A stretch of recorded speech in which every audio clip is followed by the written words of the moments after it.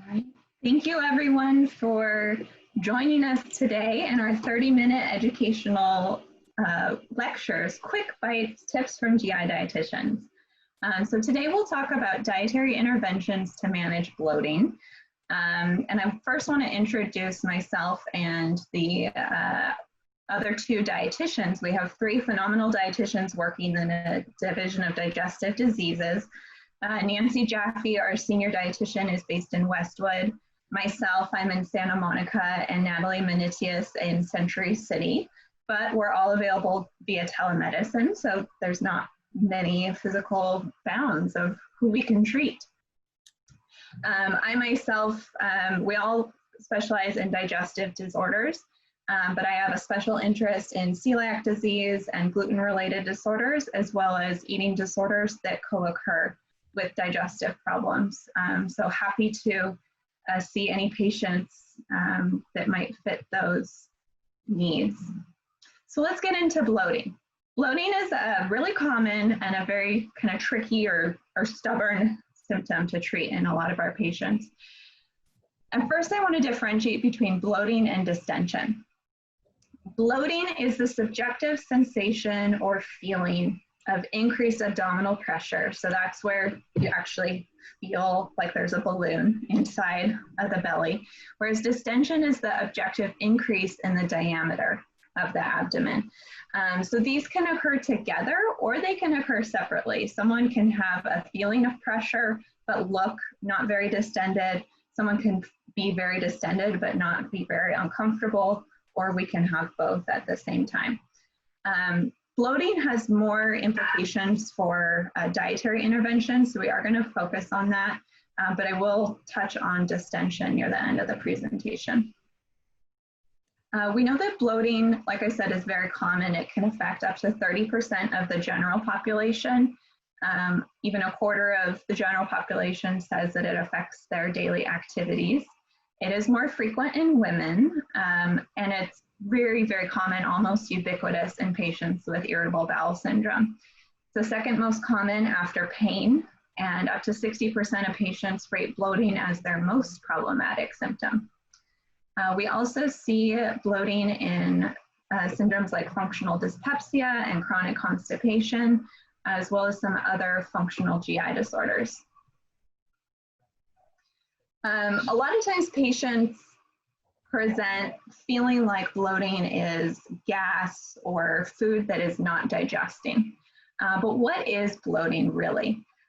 We know from various studies, which are all summarized in this great review article by Agrawal, that yes, gas from digesting food is part of the equation, but it is not the only cause. Really, it's more how the body, how the GI tract and the nervous system and the motor function of the gut are handling that gas and the contents of the intestine that determine whether or not that patient feels bloated or looks distended.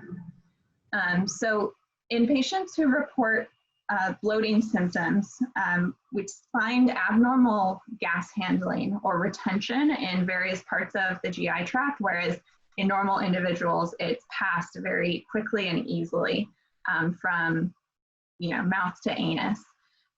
But in individuals with bloating, it may kind of sit around in a certain part of the GI tract. In these patients, we also find a higher instance of visceral hypersensitivity. So even if there's the same amount of gas as in a healthy person, or just slightly more gas inside the GI tract, because of the visceral hypersensitivity, this is going to feel like it is a lot more gas. In individuals with transit and motor dysfunction, including constipation, we're more likely to see bloating. And patients with different carbohydrate intolerances, a lot of carbohydrates are maldigested and malabsorbed in normal humans, as well as particularly in patients with irritable bowel syndrome. And the buildup of these molecules that are not fully digested can lead to abdominal distension, luminal distension, and then our gut flora can actually metabolize our leftover undigested materials and produce a lot more gas. So as it follows, individuals with small intestinal bacterial overgrowth or potentially other forms of dysbiosis may suffer from more symptoms of bloating. And then finally, we have some abnormalities in the reflexes of the anterior abdominal musculature.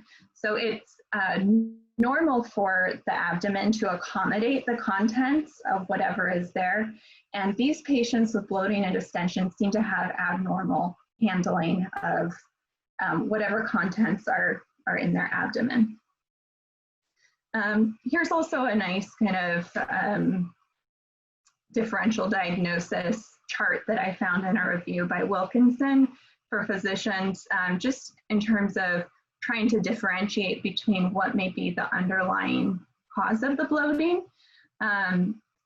Symptoms that occur within 30 minutes of eating tend to be within the stomach, and so we would consider gastric bloating, and so that has certain implications for what type of diet changes or what type of medical treatment might consider.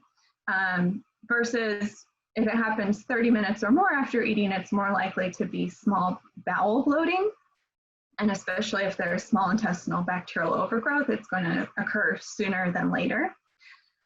Then we have bloating that occurs with constipation, and belching we're not going to talk about today, but some things to consider.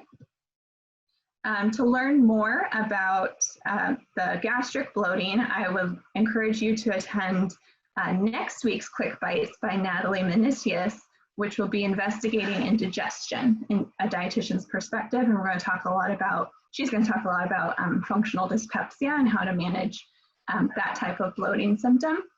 And then for regulating bowel habits, particularly in those with constipation, I want to recommend our Quick Bites with Nancy Jaffe, who's a constipation guru, and will give you a guide to food and supplements for altered bowel habits.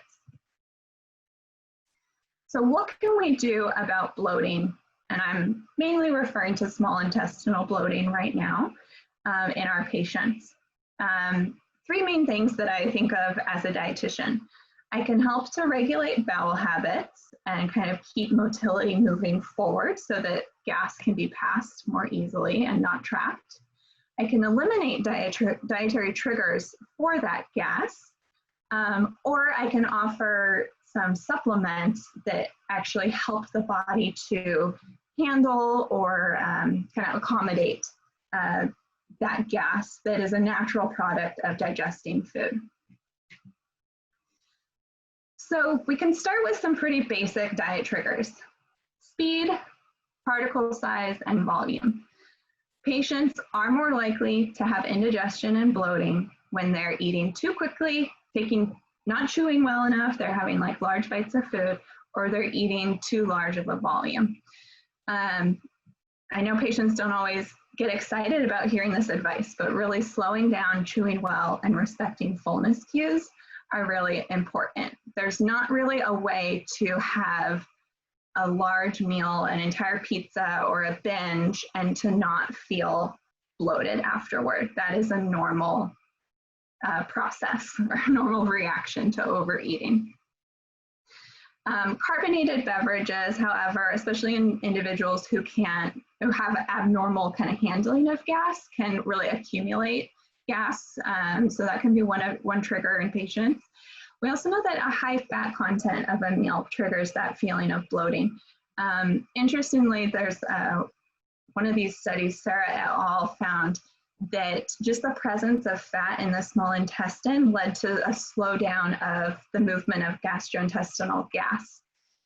So this may be why patients complain after a high fat meal that they feel like everything is just sitting there, it's moving slowly, or they can't digest it. And then finally, we have highly fermentable carbohydrates. These are carbohydrates such as FODMAPs that you must have heard of, that are not fully digested in humans, and especially patients with functional gut disorders, but they are digested by our gut bacteria. Let me give you some more details on fat content. There's not a lot of evidence on what exactly is the perfect amount of fat to prevent that feeling of bloating. In general, I counsel patients on choosing lower fat options compared to high fat options of foods. For example, avoiding fried or battered foods, choosing baked or steamed, choosing low-fat dairy products. Often this comes in the form of like a large amount of cheese, and sometimes patients mistake that for lactose intolerance. Grains that are high in fat, proteins, especially red meat, tend to make patients feel more bloated, and just excessive fat in general. Often, as a dietitian, a meal is low fat if it's about 20 grams of fat or less. So I tend to use that as a gauge for are they reacting, can they tolerate food better when it's low fat? Next, we have highly fermentable carbohydrates, or FODMAPs. This is the acronym that stands for fermentable oligosaccharides, including fructan and GOS, disaccharide lactose, and the monosaccharide fructose, and then polyols. And we know that the osmotic activity, or the drawing in of water, as well as the production of gas within the lumen of the intestine, contribute to this overall distension within the lumen, which then triggers whatever abnormal symptoms in our patients. Much like if we were filling up a bucket, there's a certain threshold at which that bucket is going to overflow. So typically, just removing one of these foods is not sufficient to relieve the symptoms in patients. We have foods high in lactose, including mammalian milk, yogurt, cream cheese, cottage cheese, ricotta cheese, larger quantities of cheese, which I also mentioned are high in fat, and then cream and half and ice cream. However, patients can typically tolerate dairy, at least low-fat dairy, if it is a lactose-free version, so it may not involve avoiding dairy strictly. Fructose is high in honey, apples, mango, sugar snap peas, asparagus, cherries, watermelon, a lot of really delicious sweet fruits. Then we have fructan and GOS, typically in combination in a lot of foods, such as onion, garlic, and wheat. Certain nuts, legumes, as we all know, produce gas. And then polyols are in xylitol and sorbitol, those sugar alcohols that may be used in like sugar-free chewing gum. But it's also naturally occurring in cauliflower, mushroom, stone fruits, apples, blackberries, and watermelon as well. So altogether, there are a lot of different foods that can contribute to bloating, and they do accumulate kind of in the gut, and it can require doing a complete elimination and or a modified elimination to get a patient feeling relief. We know that the low FODMAP diet is appropriate in patients who do have a diagnosis of IBS. We sometimes use it in patients with other functional gut disorders, kind of as an experimental thing with some improvement in symptoms. The evidence-based protocol is to have 3 different phases: elimination, usually for 4 to 6 weeks, then reintroduction, which can take about another month, and then liberalization. So a patient should not be on a strict low FODMAP diet for 2 years, for example, which is often how patients come to me. We also know that adherence and the resources that the patient has really affect how well the patient gets relief. So we highly recommend working with a qualified dietitian for getting best results. If a patient says, I followed a low FODMAP diet, it didn't do anything, I always go deeper because it's not very common that a low FODMAP diet provides zero symptom relief in patients with functional gut disorders. When it comes to dairy, I've mentioned it a couple different times. We know that lactose intolerance as a FODMAP is poorly digested and absorbed. It's highly fermentable in the colon, and it's osmotically active. It draws in fluid into the gut. It's estimated that about 25% of patients with IBS have lactose intolerance, but there's inconsistent improvement in these patients who restrict lactose. Similar to if we only remove one of the FODMAP categories, we don't get full symptom relief. There's another kind of emerging area of research that perhaps the protein in milk is actually triggering symptoms in addition or instead of the lactose. And so milk intolerance, this would not be patients with a true milk allergy, but rather those who don't do as well with digesting the beta-casein or the protein that's in most cow's milk and most cow's milk dairy products. Instead, they may have better tolerance of A2 cow's milk and goat and sheep milk or goat and sheep cheese. So a couple studies that have been mentioned here have shown an improvement in bloating and gas, regardless of whether or not patients are malabsorbing lactose. They are having better results from using A2 protein. So as a physician or other provider, what can you do to help troubleshoot bloating? Aside from the differential diagnosis, I think a quick diet recall is really helpful and a good place to start. And then if a patient is not responding to this, a referral to a dietitian would be indicated. So I typically ask, how often do you eat to the point of feeling overly full? And for some patients, this is subjective. Well, it is subjective, but for some patients that is a small amount of food and they have early satiety. But I'm meaning to get at how often do you overeat? How long does it take you to eat a meal? That can help assess if a person is eating very quickly. It should take at least 15 minutes to finish a meal, 10 to 15 at the least. Usually 20 minutes is a good average time for a meal, especially if it's social, shared with other people. Then I ask, what do you eat in a typical day? Or if a patient goes, well, I don't know, what did you have to eat yesterday? And I just take that as a quick sampling.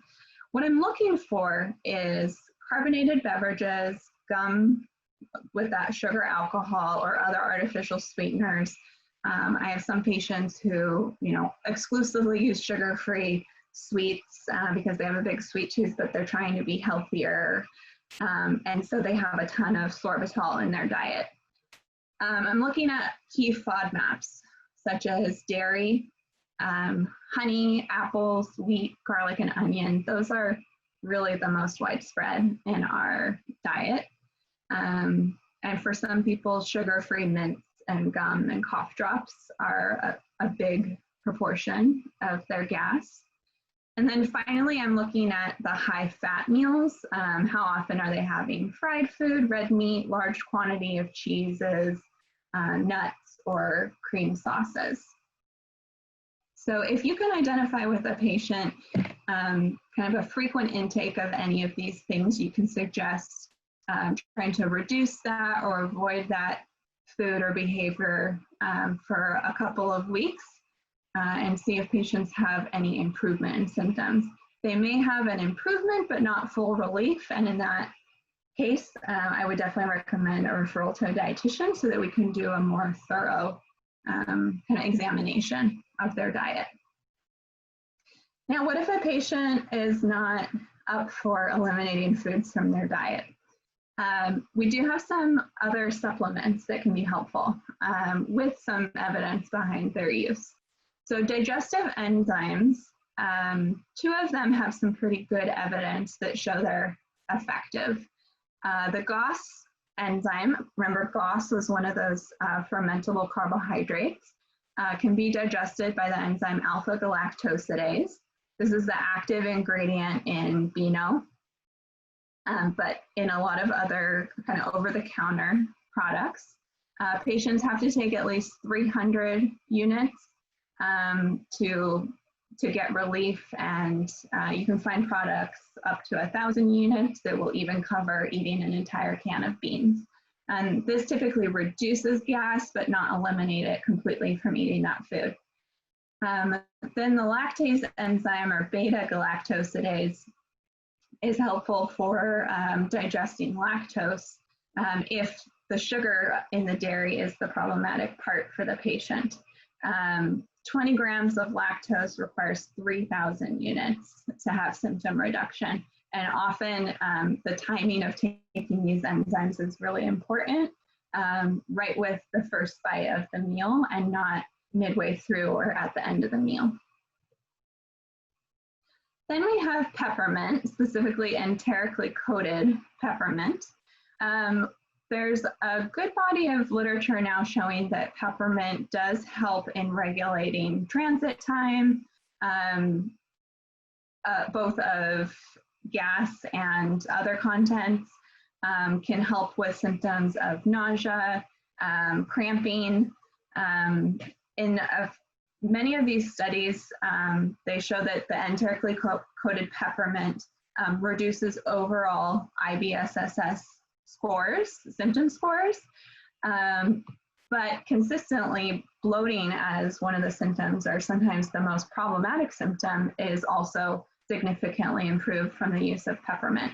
And in my patients, I can start by just asking them to take one capsule about a half hour before a meal to make sure that they tolerate it. But I have had patients take 2 capsules prior to every meal for up to 2 weeks to have to get the most benefit from using this intervention. Then we have simethicone.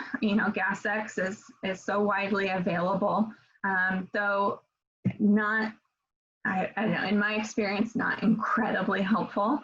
But there are a couple studies that show that combining simethicone with activated charcoal is actually more effective in helping with feelings of fullness and bloating. It's a little challenging to find products that have them combined, but you can also buy them separately and take them both together. So finally, I want to touch on abdominal distension, which, if you remember, is the physical girth change in the abdomen, regardless of the sensation of pressure or bloating. Some patients will know it's very clearly not gas production because the distension can be triggered just by drinking water, or just by eating while they're driving, or being in the car, or being stressed. So distension is often not correlated with the amount of gas in the gut, but it is more highly correlated with the reflexes of the musculature, and those with dysenergic defecation are much more likely to have abdominal distension as well. So for patients with abdominal distension, I can also address the gas, primarily if they have the sensation of bloating. But typically I work with other providers, such as Janelle Smith in our clinic, to do interventions of diaphragmatic breathing, biofeedback, or with a psychologist to do gut-directed psychotherapy or any appropriate treatments. We have this great video available on YouTube that Suzanne has posted on instruction on diaphragmatic breathing. And here's a nice reference about the use of diaphragmatic breathing in treating abdominal distension. So as we finish up, and I am about to answer questions, I want to let you know how you can refer your patients. We do have a form through our website, uclahealth.org/gastro/nutrition, and this webinar and the future webinars will be posted at this website. Typically we're in person or telemedicine, Right now, we're doing telemedicine only during COVID, but insurance coverage and billing is the same whether in person or telemedicine. It's important that patients verify their insurance coverage, but we do have a very discounted cash out-of-pocket rate. And then here's the different clinics where patients can book appointments. Really only if someone has managed care HMO do they need a referral in the system, so to speak. So here's another plug for my fabulous colleagues. Next week with Natalie, investigating indigestion, and the following week with Nancy, a guide to food and supplements for altered bowel habits.